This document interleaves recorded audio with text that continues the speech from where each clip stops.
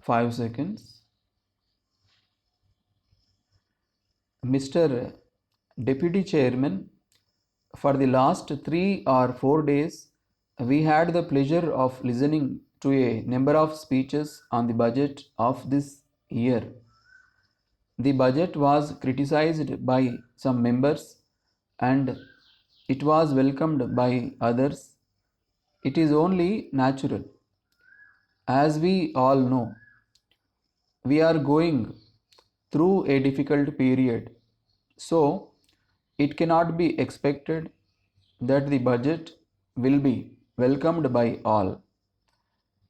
But at the same time, I can say that this year's budget escaped much of the severe criticism that was expected. No doubt, there may be some reasons for it, and I need not go into them. But I cannot forget one thing that has been said about this budget, namely, that this budget was expected to be a rather severe one, but that it turned out to be less severe than expected, and that therefore there was such a welcome for it. I tried to analyze the speeches of the members who criticized the budget.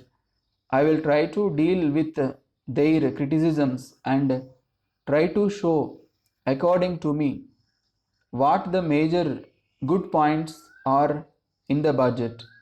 Our objective is the objective of socialism, the objective of elimination of inequality, and the objective of giving social justice to the vast masses of the people through economic progress and growth. This is the basic philosophy which we are applying to this problem. When we say that we are passing through difficult times, we are facing certain difficult challenges, we are passing through a very stormy economic period. When one faces a difficult situation, one must have faith in oneself and in one's objectives and principles. This is what has guided the formulation of the budgets for the last 4 years. I may inform the House that I tried to go through the criticisms made on the budget outside the House also. As somebody has said, the present economic issues are price rise, recession, economic growth, and industrial stagnation.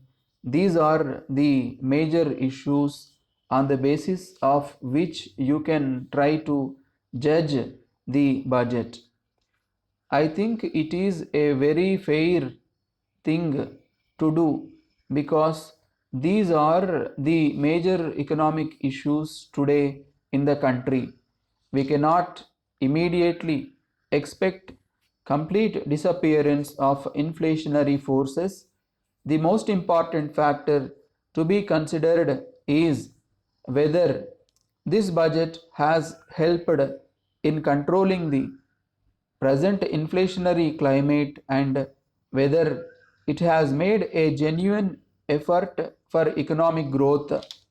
There are different ways in which we can fight inflation through economic activities, but when we think of fighting inflation through a budget, I would say that there are two things by which the budget can be judged. Whatever may be the taxation efforts that the budget has undertaken, we have to see whether they are anti-inflationary in character. This is one test by which we can judge the taxation proposals. I have enumerated the different provisions made for the core sectors. This will give real strength to the economy to fight inflation. Letter from the Secretary, Bus Passengers Association Chennai, to the Chairman, Metropolitan Transport Corporation Chennai.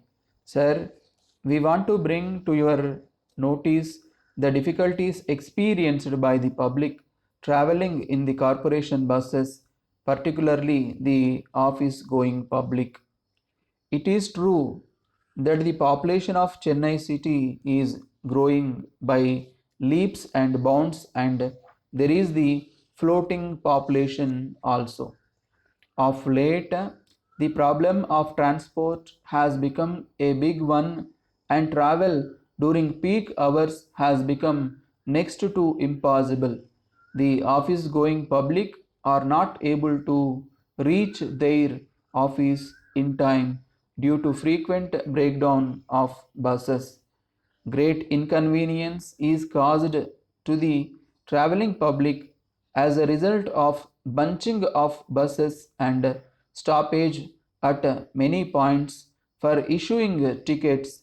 Some conductors take a long time to issue tickets if stage to stage season tickets are issued for the benefit of passengers.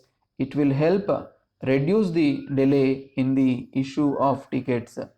It may be suggested that the number of point to point express buses may be increased.